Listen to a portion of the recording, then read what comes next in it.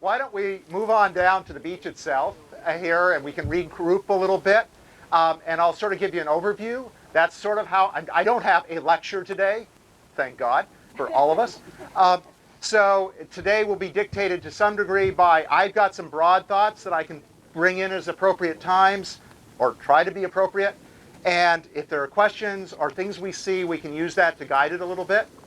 Everything from big picture geology, where Hood Canal come from, to a little bit down into the weeds, literally the weeds of sort of the geology and the ecology, especially of these spits. I'm not an ecologist. I won't pretend to be one, but sometimes I drift into that area. I'll try to be careful. But let's go on out, let you move around a little bit here, as long as everyone's signed in and all. So again, I don't have a script today. There are a number of different things that I can bring up, or that may come up anyways, ranging from, I think I like to start by just sort of reminding people of the broad landscape context. Most of you are probably from around here, pretty close, or at least have houses in the area. So you sort of know that, but sometimes it's worth pointing things out and reminding you. And my main interest is sort of how the beaches work and the relationship between the bluffs and the spits, which becomes a story basically, and I'll talk about that. And then we can get down into the details a little bit more, both down here at the bluff, talk a little bit about the kinds of geology you actually see in the bluff itself, or we can talk about the gravel and the sand on the beach, or we can talk about the lagoon. And we'll have a chance to do all that stuff. I think that I'll give you a broad, here's where we are, and then I think we'll walk down this way, start with the bluff, and then we'll work our way back towards the spit, because that's sort of the geologic story too. So Misery Point, or whatever the native name was for it, if you've looked at a map, this thing sort of sticks north, northeast, up sort of Hood Canal, but Hood Canal gets really complicated out here. So for those of you who are not aware, you're looking up Deba Bay up there. From a wave storm perspective for the beach, that turns out to be a really important direction, because that's where the really bad north storms can build up a lot of head, basically, and the big waves that can take out marinas and things facing north come out of there, pretty much. How many of you were here in December of 1990? I know there have been some other big northerlies since then, but that was the first. I'd only been working a couple years when that one happened. Big north storm, very unusual, because most of our wave action, our storms, come out of the south on Puget Sound. Came out of the north, took out the marina, probably not for the first time, probably not for the last time. But normally, north-facing marinas are a good bet. But this one, there were some problems there. It absolutely devastated, well, not devastated, but it sure scared people all along the shoreline from here down towards Stavis. Certainly Miami Beach and these little neighborhoods along that way, because they got wave action and erosion where they weren't used to getting very much of it before. I suspect some of the bigger rock bulkheads down at Miami Beach date to that era, though some of them were just replacing older structures before that. So these are little details. I'm sort of getting ahead of myself. Deba Bay's up there. Around the corner is Hood Canal, the rest of Hood Canal, out towards the end. If you're trying to get your submarine out, that's where the bridge is. You go out that way. And then Seaback Bay and the rest of Hood Canal. It's a glacial landscape, which means that basically the shape of the land was determined by the last ice age. Geologists have this funny view of time. We talk about things being fairly recent, and then we said they're 10,000 years old. But if you went to any number of places in the interior west, or even up in the Cascades, you'd find landscapes that haven't changed that much in hundreds of thousands of years, maybe even millions of years. This landscape was completely reset, like an Etch-a-Sketch, erased, and restarted with the last ice age, which was a mere 15,000 years ago, something like that. This is a very new geologic landscape in that most of what we see actually shaped probably in the last 6,000 or 7,000 years. So after Native Americans were on the land, though they probably culturally looked somewhat different than the sort of what it looked like when white settlers arrived, but it's relatively recent.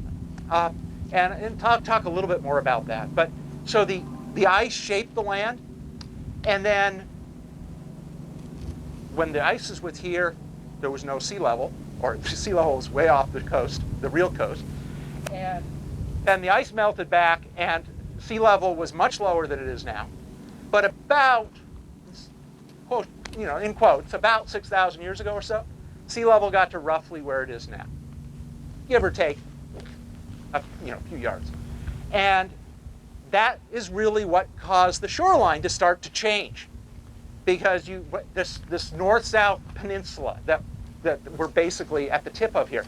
Originally, this was just a ridge. If you looked at the details of landscape and topography, or LIDAR, for those of you who are familiar with it now, which is a way of looking at the landscape without the trees, you'd see a ridge, actually a ridge with some smaller ridges on it, all running sort of right out to sea, right out here, continuing where the bluff is, out towards where the marker is, and on out, dipping into the water. That tells us what direction the ice was moving. Those ridges that we see there, or see in my neighborhood in North Seattle, or you see on South Whidbey Island, or anywhere else, those were shaped by the ice flowing across the landscape.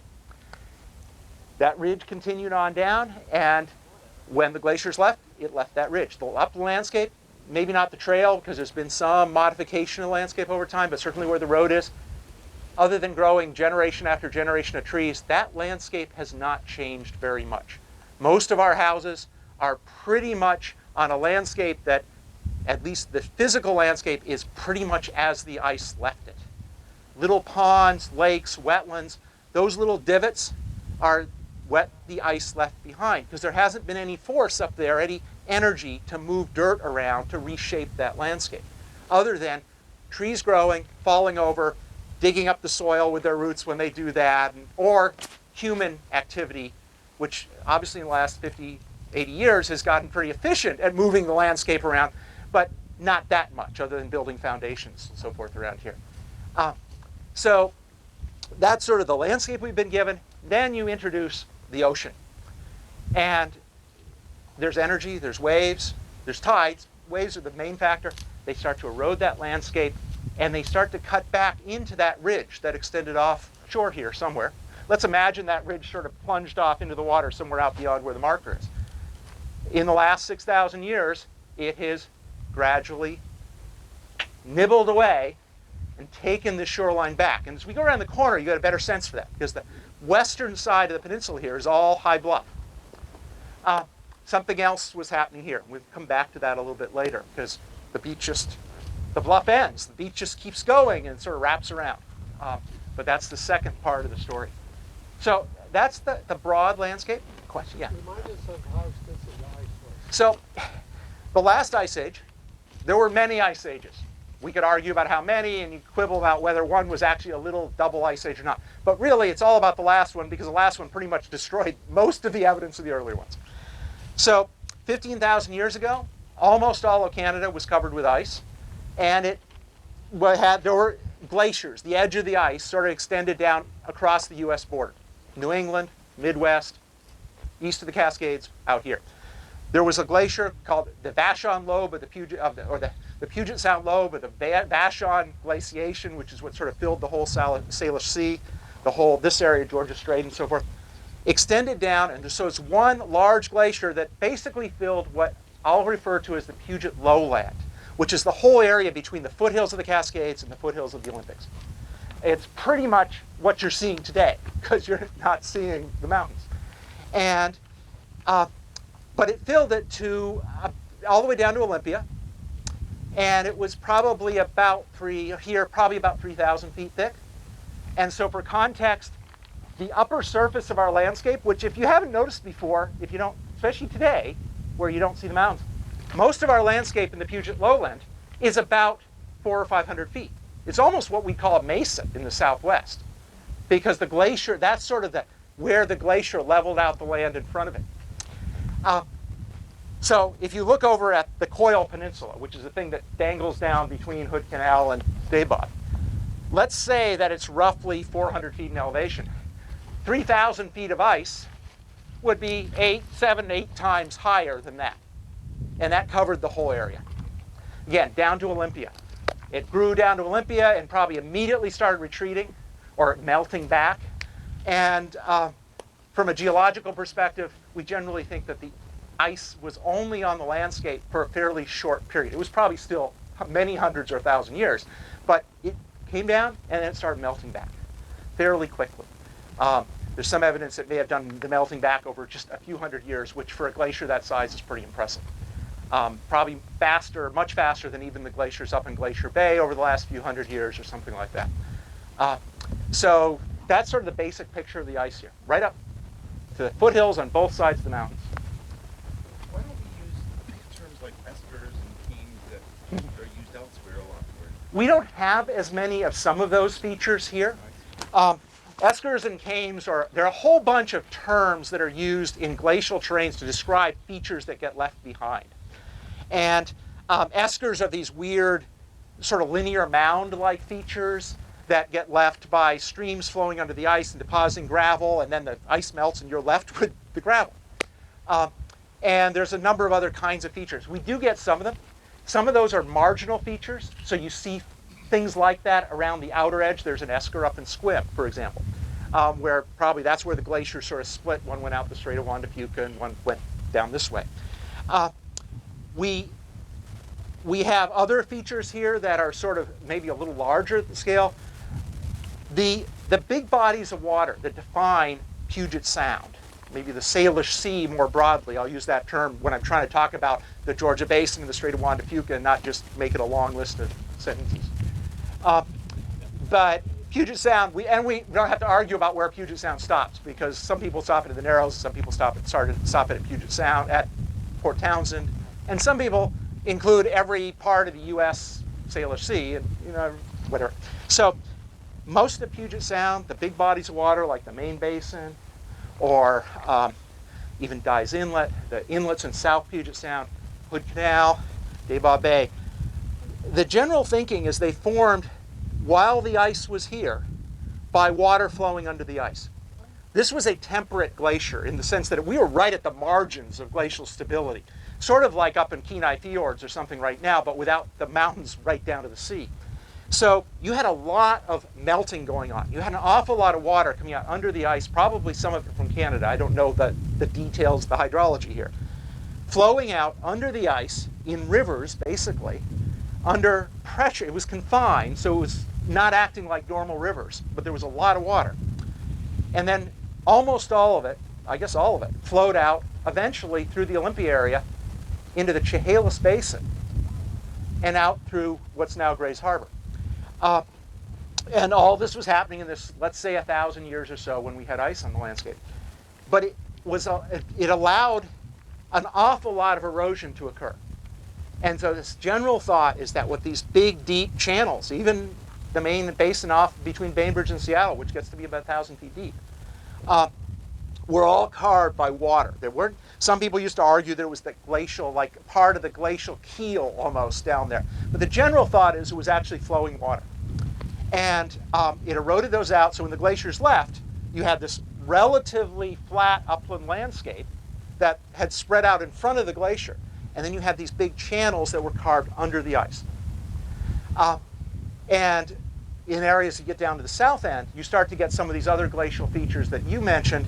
In the South Tacoma area in DuPont, you get all sorts of weird effects because you had lakes trapped in front of the glacier as it melted, and you had rivers flowing in from around it that would develop these big deltas much higher than the current sea level. So all the big gravel pits down at Steilacoom are actually things that formed very quickly as the ice was melting back, and there were huge lakes, and the Puyallup predecessors were flowing into that area. And you will get some of those other features down in that area as well. So, there are a lot of our landscape not only was shaped by the glacier, but in different ways. Water flowing under the ice, the scraping of the ice over the surface is what formed these ridges. I think I'm a bicyclist. I think a lot about this. I think north-south is a different experience than east-west in Puget Sound. If you look at detailed maps of the topography of the Sound, you see these very distinct north-south ridges that in the forest you sort of lose track of unless you try to pedal up Anderson Hill or something like that. Or Finney Ridge or whatever it is. And so those tell you a lot about the direction the ice was moving. And if you look at sort of the whole Sound, you'll see that you go up to Whidbey, they're north-south. But as you go farther south down into Mason County, they start to diverge a little. In the Tacoma area, they're going out a little bit more towards the southeast. In Shelton, they're going a little southwest because the glacier spread out and did that. Right here, the trend isn't quite north-south. It's a little bit off here. But again, something weird was happening probably in the way the ice sort of flowed into this area. It was butted up against the west side of the canal, which is bedrock.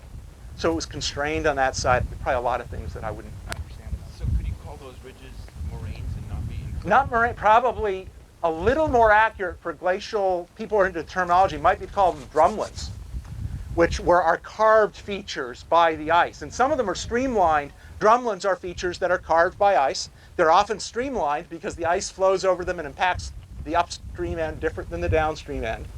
Whereas moraines are piles of material left behind, usually around the edges of the glacier. You see a little bit of that in South Puget Sound.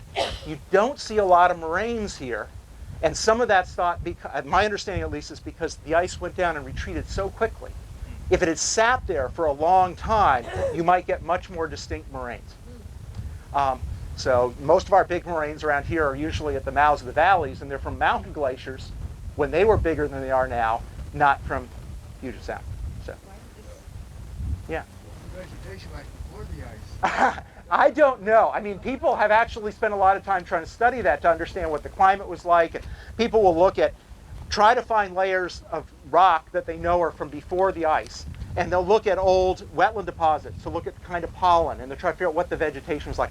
I don't have a good answer to that question.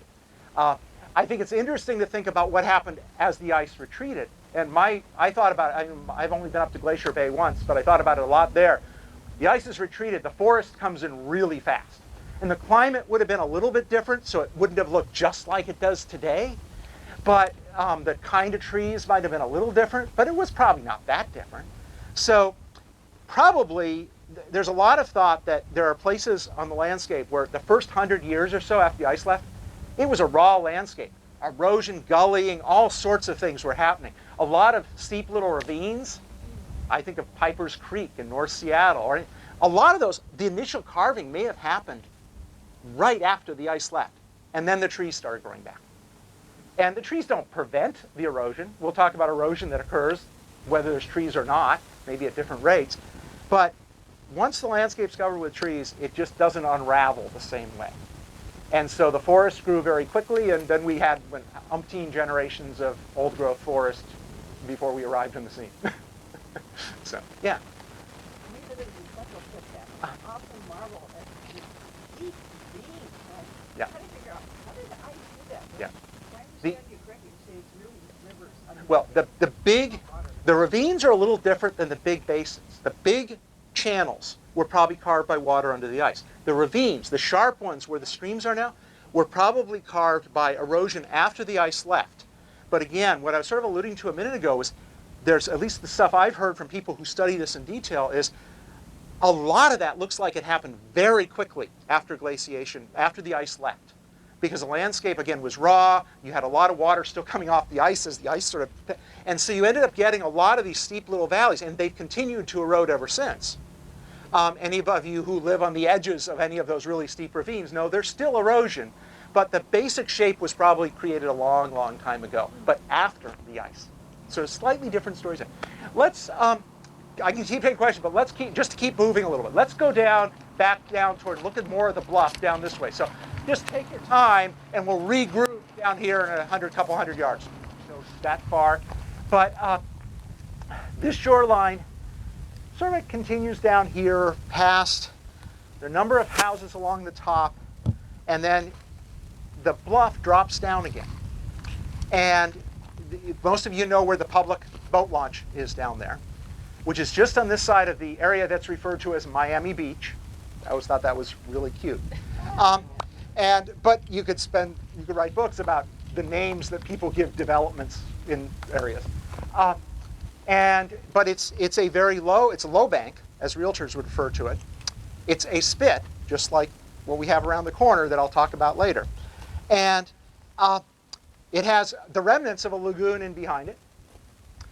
But the beach just goes straight across the front of this little divot in the landscape. And that's very typical when beaches like to not necessarily be straight, but they don't follow every bump and wiggle on the shoreline. They tend to want to sort of straighten it out a little bit. So you've got this place that goes back in a cove, so to speak. A spit grew across the mouth of it, talk more about that process. And there was a lagoon in behind it. It looked a little different than this, but biologically, tidally, it probably was quite similar. There was an inlet at the far end. And then if you continue on down there, you'll eventually get to places like Stavis Bay, and it's a very complicated shoreline going south. One of the things to think a little bit of the shoreline is, I alluded before, that most of our storms and waves, which are what change the shoreline, which are what move the dirt around, the gravel or the sand, whatever it is, come out of the south on Puget Sound, most of them. Occasionally with storms out of the north. So if you're on the north-south shoreline, somewhere on even the upper part of Hood Canal, for example, generally the wave action comes from the south. It comes in and strikes the shoreline at an angle from the south, and we'll get back to this more, but every time the waves break, it tends to pick up the material and move it a little bit. Here, when you get a big south storm, we're in a lee shoreline right now. And so this shoreline, and much of the shoreline along here, and certainly Seaback Bay, just doesn't get big waves during southerly storms. When you get a northerly, which comes down over Daybob or comes down sort of from the northeast, you get more winds blowing over more water, you get bigger waves. Bigger waves carry a lot more energy, and when they break, they can do a lot more stuff. Erosion, they can move material around. They can build beaches as well as tear beaches down. They can erode the toe of the bluff. There are a lot of things that can happen.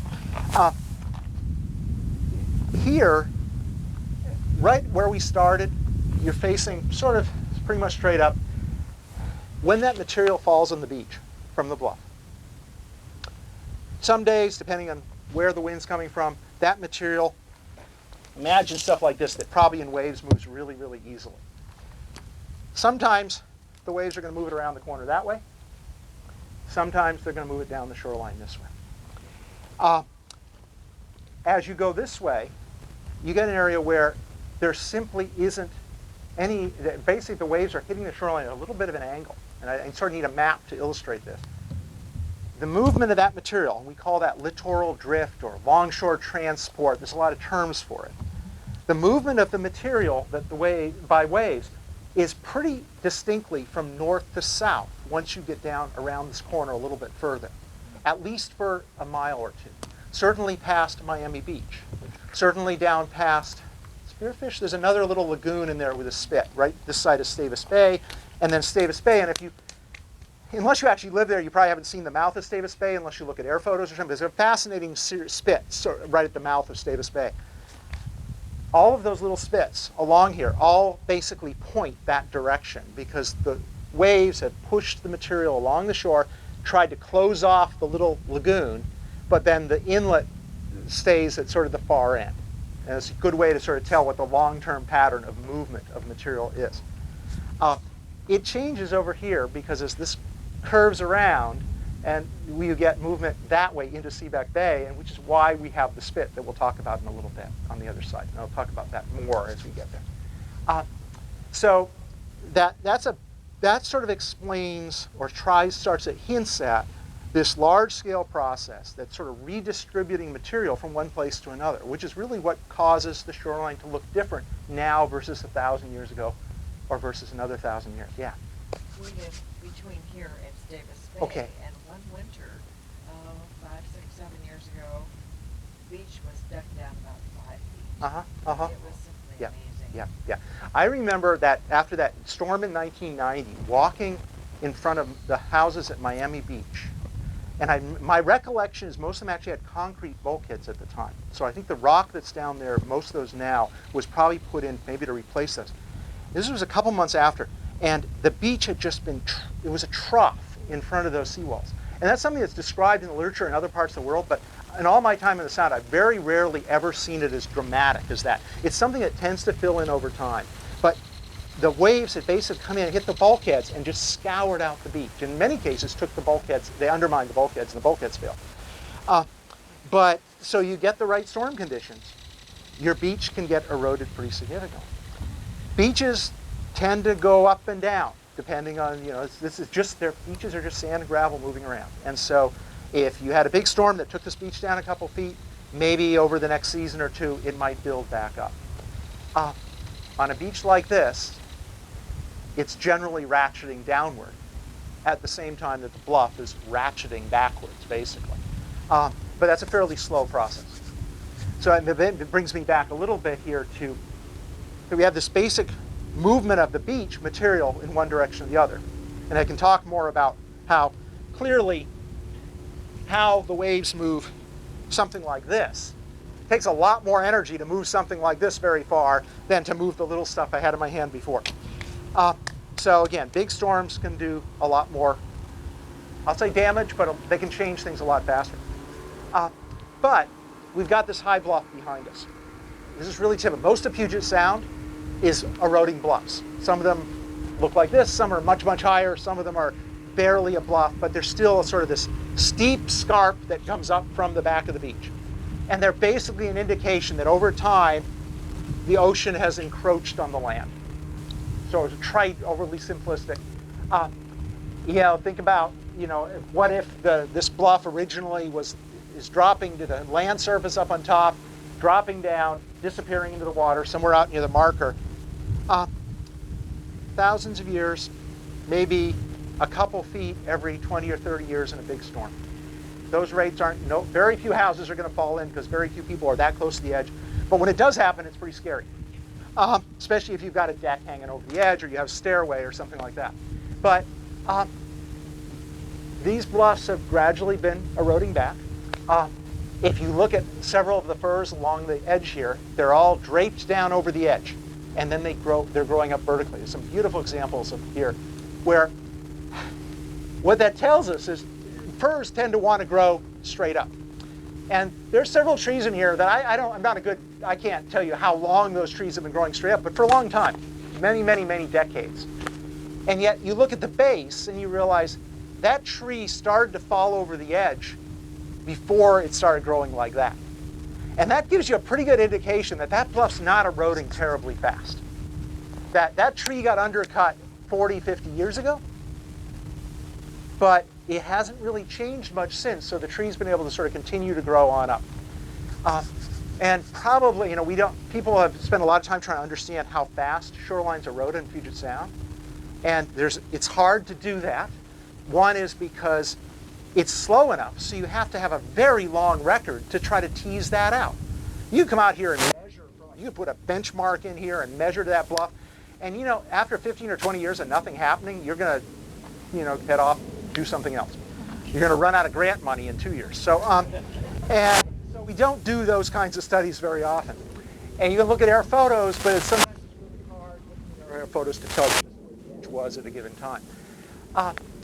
So the other reason it's difficult is that to measure these rates is because it's so variable, probably. It makes sense that in some places it's going to be much faster than somewhere else, just because of the orientation of the waves or how high the beach is, because that affects whether waves can get to the toe of the bluff. And so we can make stabs at it. We know that if you go up to the west side of Whidbey Island that looks out the Strait of Juan de Fuca, you've got, huge exposure. You even get waves there that actually are ocean swell that come in the strait. And they're not like at Playlock. They've damped down by the time they get to Whidbey. But there, we know there's places where we think the long-term rates could be a foot a year. Not every year, but a foot a year, an average. But in most of Puget Sound, it's much, much less than that. So, the number that I generally use as a sort of a starting point is about a foot a decade.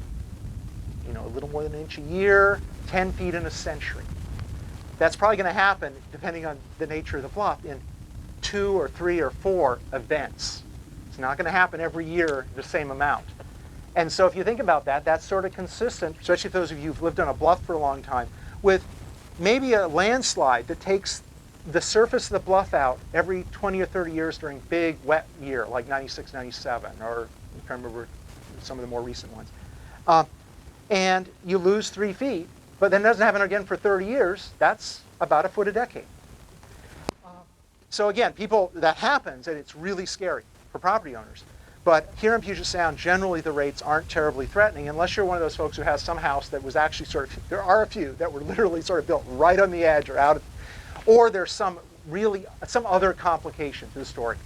But generally the natural rates aren't all that fast. Just looking at those, the firs up there, it convinces me they're certainly not much, they're not faster than that here. The only energy here, I'll get back to you in a second, the only energy here is those north storms. And they just don't happen that often. Most of the energy goes into rearranging the beach. If it happens at a really high tide, it'll cut back the toe of the bluff a little bit. But it's still, the big slide probably won't occur until 15 years later when there's a really wet winter. Because most of the erosion in the upper bluffs is rainfall, wet soil, stuff like that. Yeah. Well, you mentioned that the spittle, there was especially fascinating. One makes one a bit more fascinating. Oh, I'd probably say that too much. I just have always found these. So Puget Sound,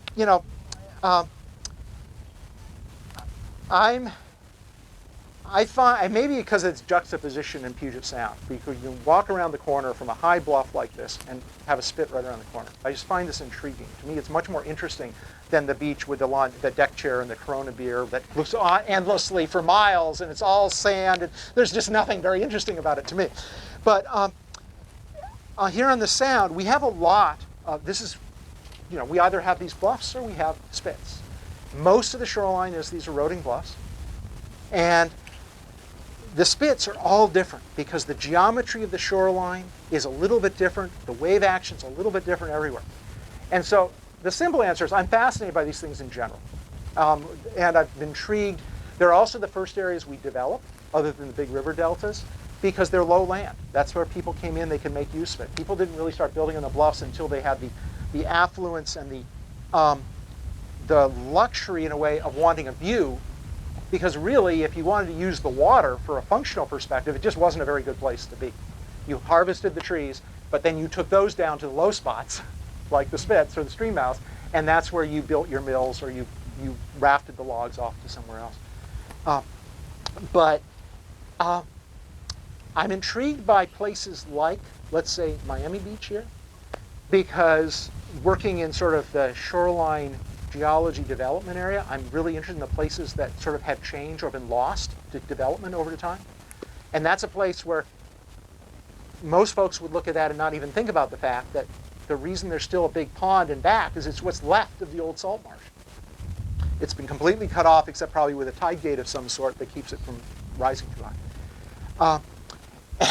Stavis is fascinating because, and like this one, Stavis is a larger system and it's at the mouth of a stream, so there's actually more of an estuary as well. But that's interesting just because there's a spit coming in from this side, comes down. So I know this all backwards, doesn't really matter. Spits come down, there's another spit that comes in from the other side. And it just creates this very intricate little network of channels. And probably a fairly dynamic, probably shifts around a little bit, depending on storms and so forth. Well, I don't know if it's advanced. The spits themselves are places where the shoreline has built out. And we'll talk about this down here. Even though it's built out sort of in front of the old coastline, they still can be eroding back. Again, I'll talk about that when we get back down to the other end here.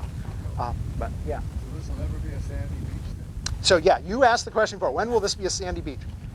So what this beach is, it's pretty typical Puget Sound. I mean, sand, gravel, cobbles, barnacles.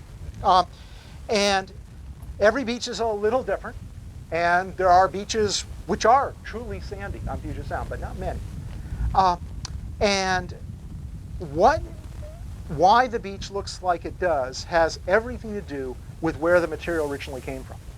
All the material on this beach eroded out of the bluff when it was, that bluff is eroded back. And if you look at the bluff, that direction there, you can see some big gravel and cobbles in the glacial till, which is that material that forms the steep cliff up there. When that erodes, that's how the cobbles got here. They used to be in the glacial till, and it eroded and they were left behind. The silt and the sand that was in those bluffs washed somewhere else. There's a lot here, but it's not really stable in storms, so it tends to want to move off in one direction or the other. And if you look a little bit more to this direction, So it's a little hard, maybe a little hard to, there's a tanner, most of the bluff actually looks sandier. And so there's some change, even just over 100 feet, a couple hundred yards, there's fairly big changes in the actual composition of the bluff. Down there's a lot more sand. There's still gravel in it too. But as that erodes, almost all that material is probably building the spit down at Stavis, at least over decades and centuries. So you're left, though, with this real mixed bag of stuff on the beach. And every time a storm comes in, it mixes this up a little bit.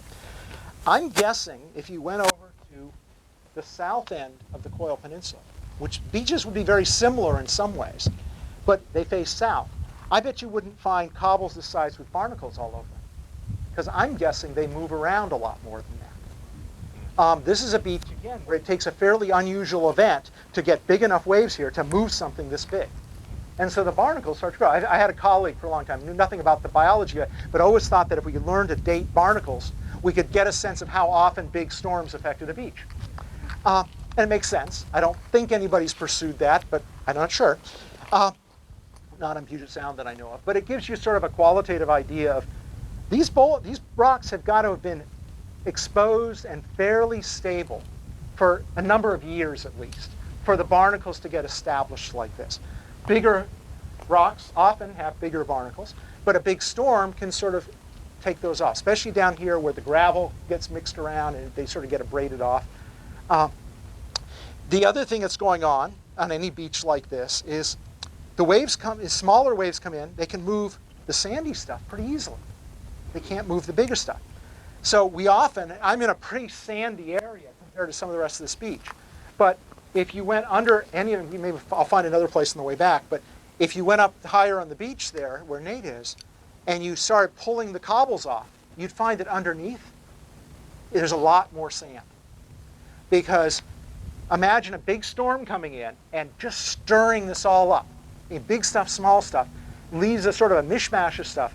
But then smaller waves gradually winnow away the sand on the surface. And they leave what we call sort of a pavement or an armor layer of rock on top. This happens in streams too, where you get gravel lining the bottom of the channel. But it's actually, if you dig it away, there's a lot of sand and other stuff underneath. It takes a bigger event to really move it around. So a lot of we go out, even on some of the beaches up in North Sound where you get a lot more wave energy. You walk the beach and you'd call it a cobble beach or a big pebbles or whatever you want to call that size material. But if you start picking it up and looking underneath, it's much sandier. It's usually got an awful lot of broken shell. Broken shell is actually a major component of a lot of Puget Sound beaches. And beaches in other places as well. But yeah, if you certainly look at any of this, there's an awful lot of white fragments of shell in this stuff. And in some beaches, it's amazing how much of this is. If you go farther south, down here, you don't see it here, but you certainly see it in other parts of the canal. You'll see oyster shells, well-developed oyster all over the beach. Most of it's non-native, it's the bigger ones. But you'll see oyster shell on these rocks, and the beach actually really changes the way the beaches look.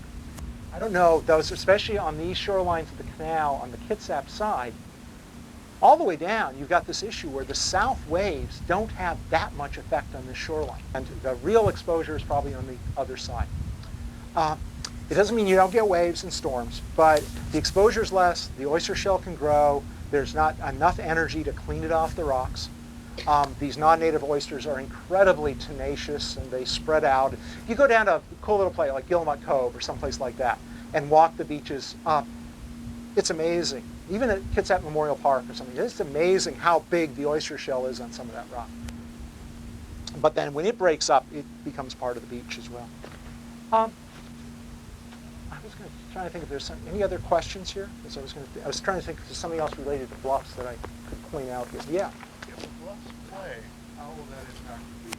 What was that first part? If the bluff soil is clay. So we don't have a lot of true clay in our bluffs around here.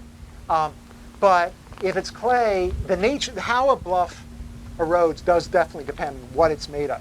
Sand, loose sand and gravel will erode very differently than glacial till, which is this almost like concrete stuff that tends to fall, and this stuff tends to erode in bigger slabs, whereas gravel and sand tends to sort of come down a little bit at a time. If it's clay, it tends to form fairly steep faces or steep cliffs. But again, at some point, it will erode back far enough to collapse.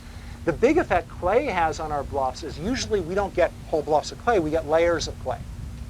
And layers of clay affect the way the water soaks into the bluff. So oftentimes our landslides occur above the clay because that gets really wet and saturated, and then the bluff fails over the top of it. And some of our biggest landslides are sometimes indicators that there's a clay layer along with a good source of water or something like that. Here, this bluff is all pretty dry. It's glacial till and some other sandy material here that obviously forms a fairly steep face. Most of the erosion here is probably every 20, 30 years, a big chunk comes down in one place, and then over here a couple years later or something. We don't have big deeper landslides, which are common on a lot of Puget Sound.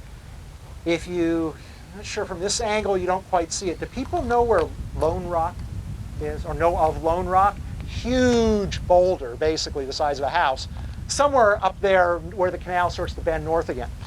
And it's hard, unless you're in a boat, it's hard to get to a place where you can see it. But it's an enormous boulder that was brought here by the ice and just left behind a little bit offshore.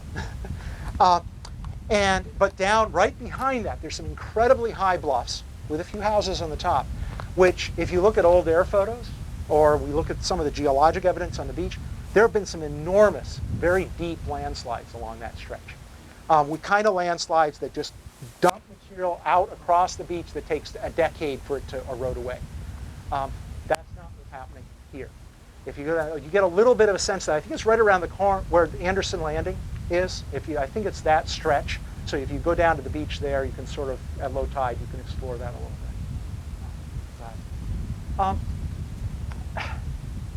bit. If you look down this way, you see a lot more vegetation in the bluff.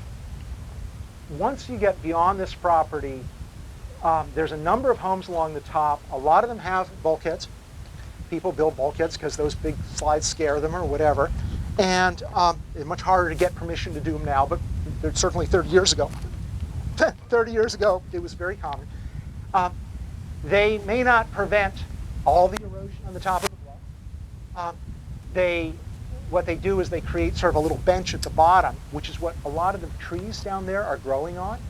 And trees are great, but for me as a geologist, my concern, and one of the concerns that bulkheads have had over the last couple decades, and not just in Puget Sound but elsewhere, one of the concerns about them is that that's material that originally was forming beaches, that originally was forming spits farther down-drift. If you came in and you just decided, oh my God, I don't want to lose those trees, and you put a bulkhead here, the beach wouldn't change overnight. It wouldn't change in a season. But this material is going to continue. Every year, this material moves out, and it's replaced by new material, slowly. Now you don't have any material replacing that. And the only source of material for the spit that we're going to go to next is the erosion of this bluff right here. Most of this material, as you go this way, is going to go that way. That spit is probably all because of just the erosion of a fairly short stretch of shoreline. We call these things feeder bluffs because they feed sediment to the beach. Not because not feeding in a nutrition or a food sense at all, but simply they feed sediment like a conveyor belt to the beach. So these higher, more rapidly eroding bluffs, even though not very fast, we often call feeder bluffs. A very common phenomenon in Puget Sound where almost all of our beaches are derived from material that eroded from the bluffs. Unlike parts of the world where the beaches are all from rivers or something like that. So one last comment, and then let's sort of wander back the other way. You asked about how long before this beach is all sandy. This beach is going to, as this bluff erodes over the next centuries, it's going to continue to dump big stuff on the beach. That big stuff, this stuff, it's not going anywhere. It may get, if you erode the sand underneath it, it's still going to be here. This cobble down here, it may shift around, but the sand is going to keep moving away. So this beach will always look sort of like this. I mean, some years the sand might build up a little bit. It might erode down. So certainly like any of you who've been on beaches, come back after a storm or the next season or summer versus winter. sometimes the beach looks very different than it did the last time, because all it takes is a little bit of up and down sedimentation in the beach to change what the beach looks like at a given time. But this stuff isn't going anywhere. This will always be a cobble beach.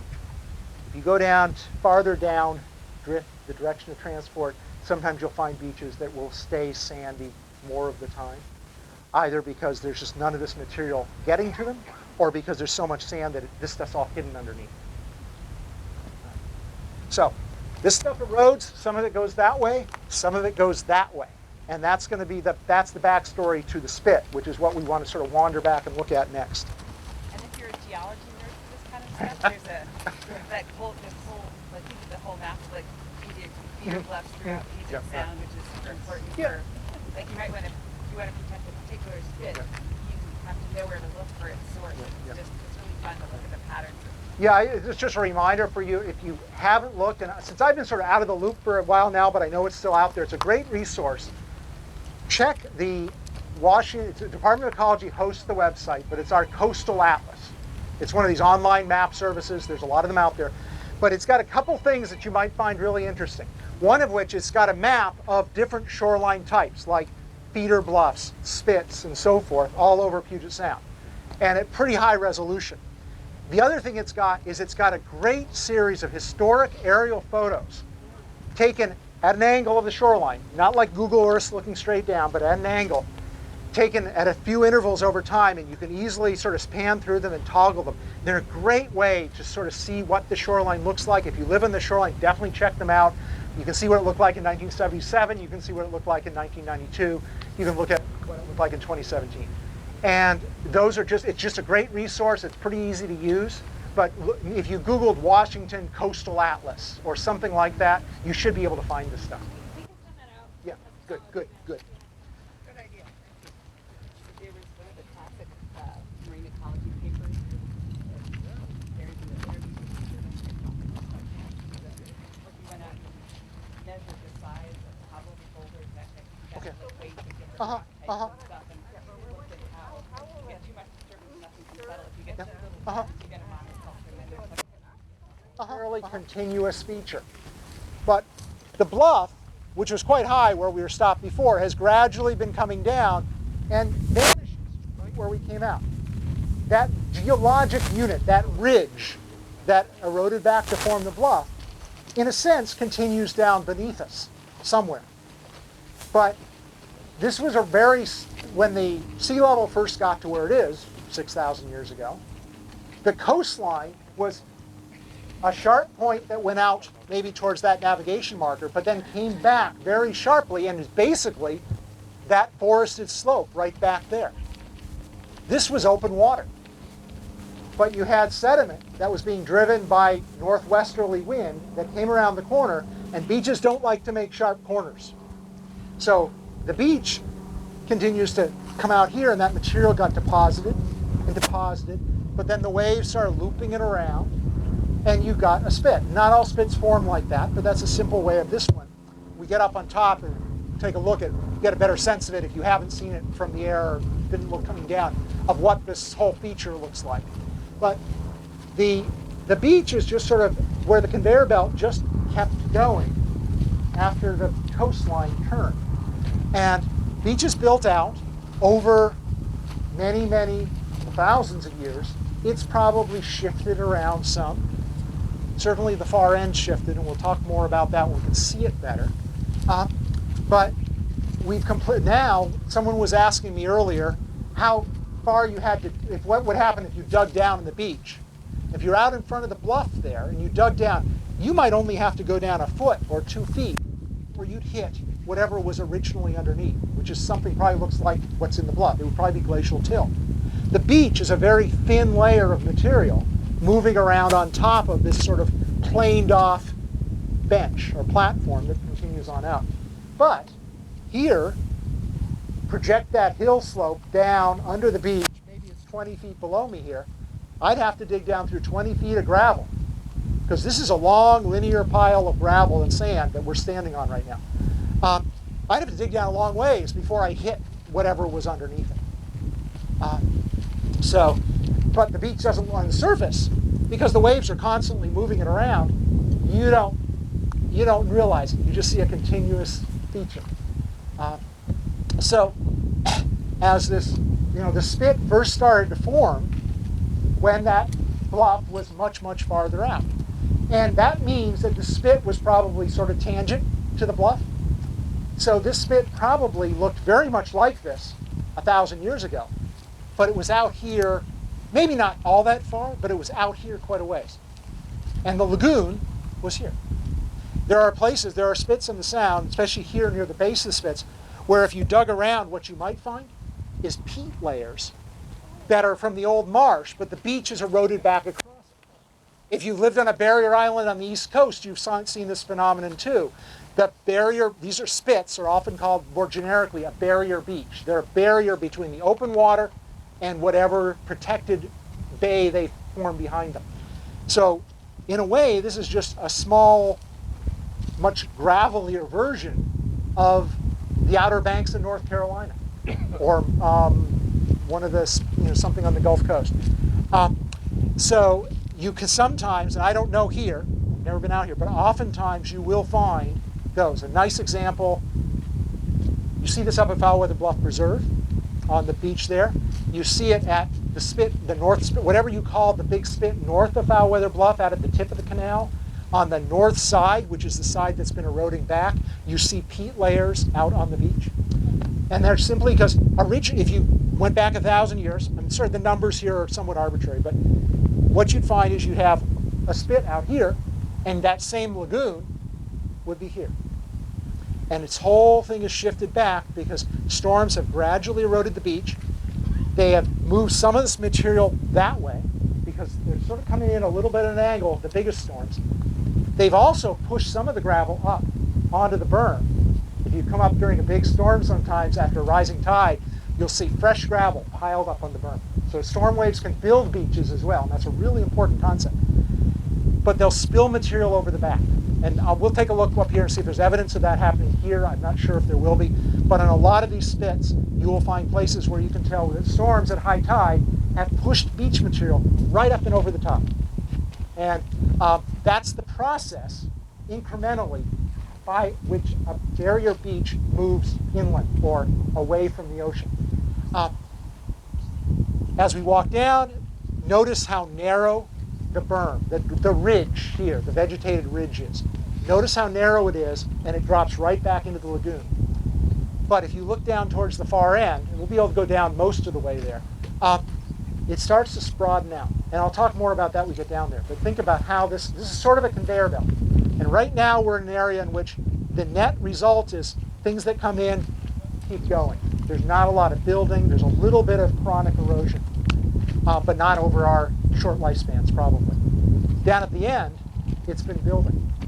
And we can sort of see how that's happening. So most of these features will have a natural inlet of some sort. If there isn't one, nature will create one. Occasionally, especially if they're really small, those will close off naturally, but probably never in a case like this. But in many cases, when people developed these areas, that was one of the first things they did. They closed them off. And then they were able to fill, if it was a salt marsh, they could even pasture. There were all sorts of historical changes. And so there was a lot of plumbing and manipulation that went on with an awful lot of these systems, which is one reason why these systems that are intact are so neat. There are a lot of these. I alluded before that, at Miami Beach, you wouldn't know there was once a tidal inlet there in a full salt marsh. Stavis Bay is still in pretty good condition. There are a lot of others just within eyesight. Big Beef, which you've all driven across many times, is, yes, there's a causeway, but the causeway is on the original spit. There you've got a fairly good-sized stream coming in as well, so it's more of what biologists would refer to as an estuary, where you've got mixing of freshwater and saltwater, you've got fish that use it and so forth. There's Little Beef. There's Seabeck itself is a lagoon that used to have an inlet at the south end because the drift direction was into the bay. That's where by 1850, 1860, there was a mill where the marina is. And they created the lagoon usually for log storage. Originally, they create sort of a fixed lake more than they cut off the entrance. So on the road now, you go right across that original thing, but that used to be a spit that would have looked sort of like this. The geometry would have been different, but the beach and the lagoon and the berm itself would have looked similar. And then Nick's Lagoon, which I believe the county owns now, is a very small little spit with a lagoon behind it. So there's a lot of these little features, and they're all because we've got this really complex coastline that the glacier left behind. You've got waves coming in from different directions, moving material around, and nature just sort of starts putting little beaches across all these little inlets. Or in this case, the beach built a whole new inlet in itself for itself by building out from the coastline. So there are a lot of these. They're all fascinating to me. But here, this is a fairly uniform feature here. You can almost imagine it. Maybe someone actually had a road along here originally. That would not have been that surprising. I don't see any obvious evidence of recent storms having carried stuff up and over the top. Again, we don't get that many northerlies here, but that certainly can happen. At a super high king tide in the winter where you get what around here would be like a 14-foot tide or something, you don't get those every year, that would probably bring the water up to the edge of the vegetation on both sides, but it would still leave a little area dry as long as there weren't waves. If you got a big northerly, water would probably go over the top. But this is fairly uniform along here. And again, I'm guessing that if you were here a few hundred years ago, it would look just like this. The biologists will say, oh, but you wouldn't have seen those plants. I mean, the vegetation may be different. But the whole feature would have been out there 10, 20, 30 feet, maybe 50 feet. If you waited a couple hundred years, it would look just like this, but it would be back into the lagoon a little bit. This lagoon is probably getting a little bit shorter this way and narrower this way over geologic time. We're not going to see those changes on our watch. The big caveat being that we've changed how fast sea level's coming up, and that really sort of all bets are off for the next 50 years, 100 years on these things. It's a whole other can of worms. But the other thing to notice here, as we walk this way, assuming folks want to hang around, you'll notice just beyond sort of the log here that the berm starts to widen out. And as you get down there, there's actually quite a large area of high and dry land. All of that material that's been moving along here is actually building up at that end. That's sort of where it loses its oomph. The north storms come around the corner and it loses its energy. And so it's very common on these spits to have a very narrow base, which is just a conveyor belt, and then you have this pile of material at the end. And then eventually, some of the material goes around, but it sort of loses all its energy. There's really not much energy to move stuff down on the far end beyond the oyster shelf. So the inlet, there's some sediment gets moved in and out by tides in the inlet, but the waves really aren't a factor anymore at all. Getting into these lagoons, you'll find there's all sorts of weird shoaling just inside the lagoon because that's where the material's been pushed by the tides into the lagoon. And having gone into many of these on a kayak, there's a lot of places where I think, oh, a kayak, I can float anywhere, right? And all of a sudden I find myself out in the middle saying, wait a minute, I'm a run aground and the tide's going the wrong direction. So it's fun to explore these, but you're right. You just sort of think a little bit about if sometimes it's easier just to bring your boat up and take it over the top if you have, depending on what the issues are. So. We encourage everybody to come on in. So there was another question here, and I'll give you the first part. I'm hoping. Let me finish this thought and come back. So I'm sure other people here know the history better than I do, but someone was asking about the big metal balls, which you find here. There was one over there. They're rusting away. My recollection is that the pre-1990 Seabeck Marina, the breakwater was floated somehow by those big floats. They're probably, I don't know, ex-Navy or something. They're big metal floats. And many of those broke up. And I can recall after that big northerly, the beach down along the marina was littered with those things. And I don't know whether that storm would not have blown them back this way. But even if they float, like logs, the general tendency of anything that floats on Puget Sound is to move north because it doesn't, as long as it has enough draft to float, it will get pushed by the prevailing winds, which are usually from the south, and it will get pushed to the north. That's also one reason why you see logs on the inside of the lagoon here, but not on the beach. If this was a lagoon that was the opposite sense, the orientation, the beach on the south side would probably have an awful lot more drift logs on it, as a general rule. And here in Seabeck Bay, you're not going to notice that, but if you go to some other places, you'll notice waves and the high tide strand logs on south-facing shorelines. They tend to push them off of north-facing shorelines. The other thing at Northern Sound, where you get a lot of these lagoons, but you also had a lot more log rafting historically back in the 40s and 50s, and those log rafts would break up in storms, and you get all these telephone pole-like things floating around. Logs would either come in the inlets during a high tide, or in storms that get washed over the top. Imagine a big, really high tide taking that log that they're sitting on there, pushing it back in. There's no way, that log will never leave that lagoon. But every time it floats, it will get pushed by the wind up to the north end. There are lagoons much, much bigger than this in North Sound. Elger Bay and Camino is my favorite example, that are 40 acres of logs on top of old salt marsh. And they're gradually decaying, but they last a long time. And there's some really debates about biologically how much effect they have or not have, and it would be really disturbing to pull them out of there. But they're an interesting artifact. You also, natural wood does that too, but the stuff that floats easiest are these nice trimmed logs that require 6 inches of water and they float over anything. So I don't know if anybody has more to say about the big metal balls, but they're an interesting little artifact. You said something about the seagrass beds that you were going to talk Oh, and some other people may be able to say more about the seagrass than I can. As a general level, Hood Canal, like much of Puget Sound, especially as you go farther north, you see a little less of it in the south end of Puget Sound. Eelgrass is a really major constituent of the lower intertidal and the offshore. And I know it's here, but I don't know much more about it here. Oh yeah, that's true. When I can point out, there's an awful lot of washed up dead eelgrass in what we call wrack, W-R-A-C-K, the strand, the stuff that washes up on the beach. Sometimes after a big storm in the fall, beaches can get just layered thick in this stuff because it's the last crop. Basically, the eelgrass gets ripped up and pushed up on shore. But this stuff's dead, it's gone, it's decaying, it's biologically really important, it turns out, in the system, because our beach system is driven biologically by detritus, falling trees, eelgrass in the beaches. There's actually some detritus-based ecosystems. There's a whole group of ecologists who just study these kinds of systems because that's where a lot of the nutrients come in, is from this kind of stuff.